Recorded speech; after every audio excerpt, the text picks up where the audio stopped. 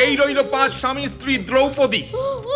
এই সংসারের সমস্ত ক্ষত্রিয়রা শুনুক, ওই ক্ষত্রিয়রা শুনুক যারা এই সংসারে নেই, আর ওই ক্ষত্রিয়রা শুনুক যারা এই সংসারে আসতে চলেছে।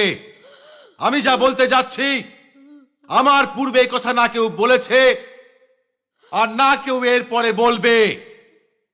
আমি পাণ্ডুপুত্র ভীম এটা ঘোষণা করছি যে যতক্ষণ না রণভূমিতে এই দুঃশাসনের ছাতি চিরে দিয়ে রক্ত পান করছি, আমার পূর্বপুরুষদেরকে নিজের মুখ দেখাবো না। এত দূরে দাঁড়িয়ে কি বান চালাচ্ছিস কাপুরুষ?